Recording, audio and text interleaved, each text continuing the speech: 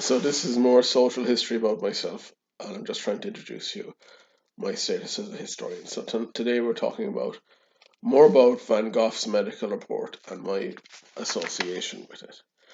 I have in my kitchen a painting by Van Gogh, among others, called Irises from Saint Remy de Provence in 1883. But it wasn't always that way. In 2005, my entire house was like a dog's dinner and had been since its construction in 1976. It was seven people to a toilet, a cooker, a kitchen, sink, a small fridge for the first 20 years of my life.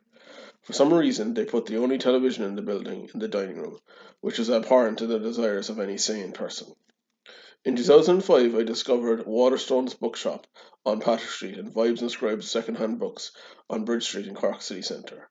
It began my ascent away from my parents' plebeian impulses and towards French and German existentialism.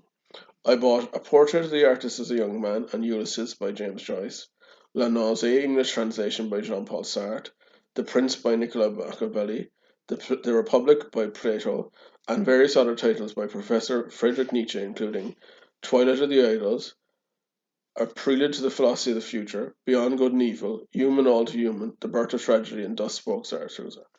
Our back garden had a sun trap well up to 9 p.m. on summer sunny evenings behind a tobacco tree and blackcurrant bushes, and it was there on simple garden furniture that I devoured all of these classics one by one from noon till late. In fact, I often refused dinner on first service for fear of losing my train of thought. It eventually made me rather disinterested in second year BSc Government and Public Policy in University College Cork on their entree in September 2005 to the extent that I had dropped out of college by November. A friend of mine got me a job as a night watchman on a Celtic Tiger housing estate in Rushbrook, and things were on the up and up. My father got a retirement package for the first 39 years of his 53 years with An Post and opened a public-private partnership. He changed the car and got a building firm to refurbish my house.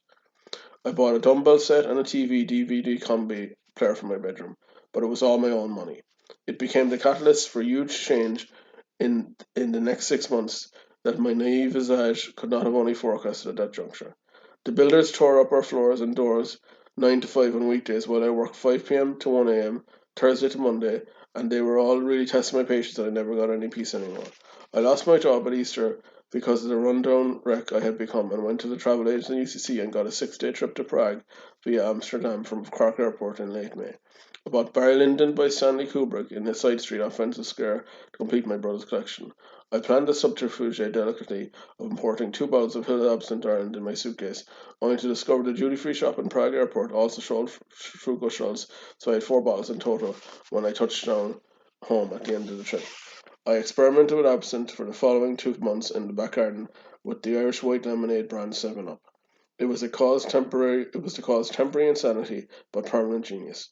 Another famous painting that Van Gogh completed in San Remi was of the pianist who was the psychiatrist's daughter. In his report, the consultant stated, and I quote, the active agent 2-zone in absinthe has caused the patient two major side effects. One, hyposexuality. Two, increased artistic output.